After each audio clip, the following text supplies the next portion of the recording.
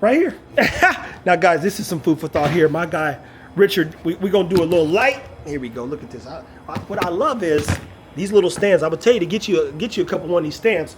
Richard got a call earlier. I don't know the guy. I don't know if he knows the guy. But it was a good question. I said, man, I might as well talk to Richard about it because I've gotten it tons of times. That being said, guy talked about having a dog who was aggressive. Correct. In his home.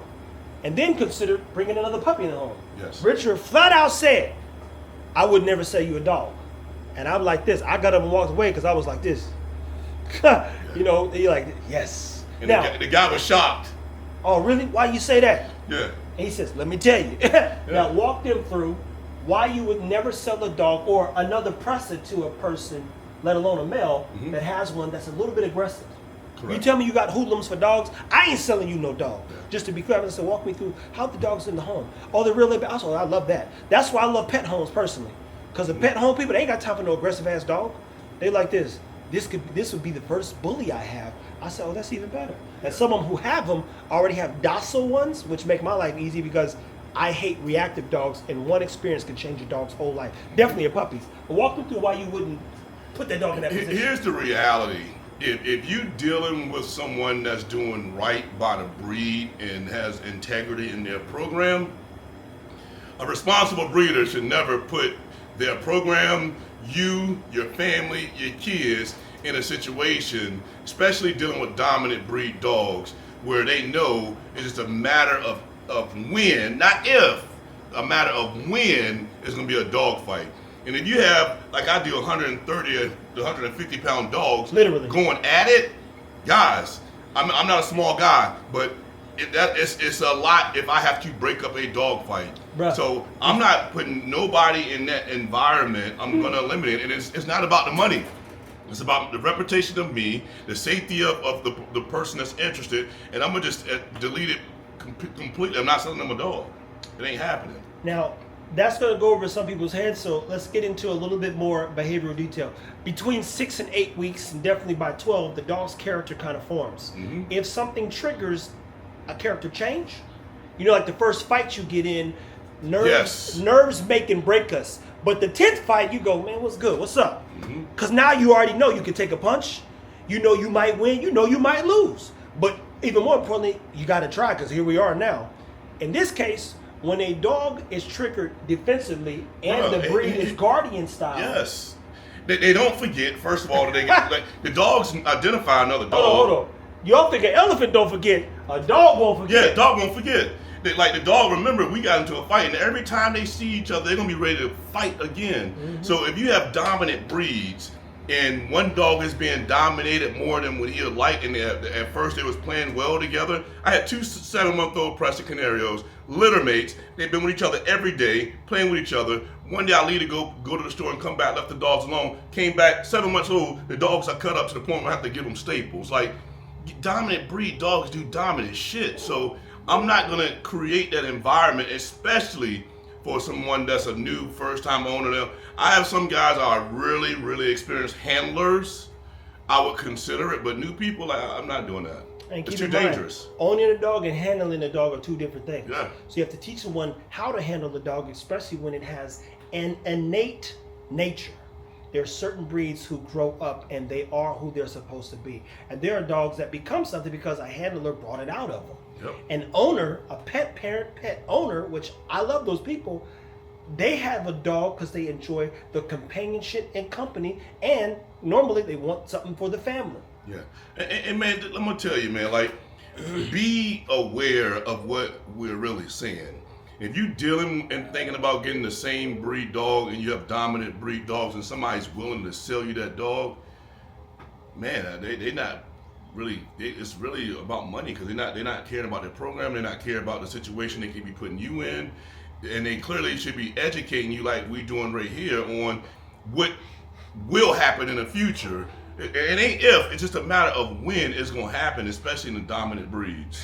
You know, it's a red flag. It is a concern, and I didn't even consider that component when I heard him say it, specifically meaning he wouldn't put the family at risk in that way, and that made even more sense because you got kids and the dog with the kids playing with the dog, and the dog started bumping each other. Next thing you know, you got your 1, 2, 3-year-old kid in the middle of a dog fight. That kid's gonna get hurt. And even worse, let's say the kid tries to say, "No, stop it," and try to break. Oh man.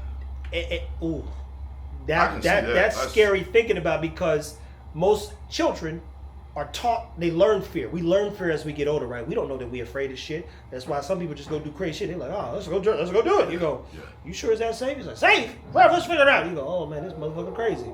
But when a child or anyone that gets put through, and mind you, like he said, 130 pounds.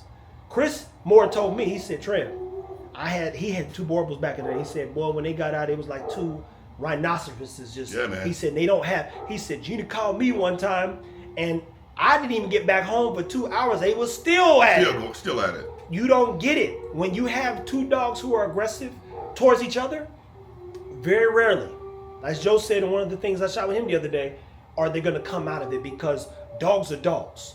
Humans, we go to therapy. We like, hey, we're too old to be fighting. Dogs are dogs. We got animals. We want to keep all our teeth. I don't want no black eye. I don't want to wake up sore in the morning. All kinds of crazy stuff. Right? I don't want to get killed. I don't want that energy, in a sense. A dog, most people get a dog for this energy. Correct. I want a protection dog. Well, what's a natural protection? Your guardian breeds. They innately know how to assess situations if they're bred right. Yep. And how to protect the home if no training takes place, if they were bred right. Right. But I love that you said that, because other people need to consider, when you're getting into breeds that are bigger, supposedly badder, and they're motivated, hopefully you have the same motivations as the dog. No doubt. Because that dog is going to need you, guidance, structure, and set boundaries. Period. For like 3 to 5 years. Yep. And the worst part is that year 5 is your best years with your dog. The sad part is, 5 years from that time, on average, in any breed, depending on, like, some live to 15, 17, but that's the hard part, watching that dog decline. Yeah. But it's a beautiful thing when you get to go on that journey with a pet. And so, for pet parents, consider, if you're talking to a breeder and looking into getting a Presa or any of those dominant breeds. Yeah, because they're not necessarily aggressive; they're motivated. Correct. And I tell people, it's a big difference in that. So, aggression and a motivated dog is 2 different things. And a motivated dog is one that was designed to do something unique. So you go, hey, what was this dog built for? Herding and this and that. What does he do? Herds and this and that. If he doesn't get to do his job, he starts going stir crazy and starts creating opportunities. The stuff I see online where people got tore up, chewed up couches and doors and walls, you go, that's not good. No. It's not even funny. That dog is not stimulated, right? Correct. Any advice for those people who might have or be dealing with a motivated dog in their home and don't know what to do? Get and hire a trainer. Yeah. Get a professional trainer involved. Get the dog to them. Spend time with the trainer and dog, and do it consistently until you have the dog understanding what boundaries are and have a very solid obedience foundation put into them. Get with the professional. There you have it, people. Now, again, another topic this is a good topic I want to hit on, because a lot of times, and shout out to all the breeders who are breeding good dogs and putting good dogs out there, which is why we take so much time to try to get our stuff right when the few breedings that we do, because one bad trait, believe it or not, epigenetically can be passed along, and I get a lot of great messages from the people, especially this last litter. This last litter was a 3-year plan, and I got it right. And I get, everybody's, oh man, I love this dog.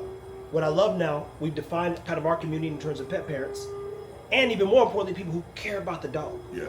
So they're in no rush to get it wrong. They love the fact that we've worked to try and get it right, and they've watched us and are watching us build our dogs up. So they're like, I just gotta do what he does. Period.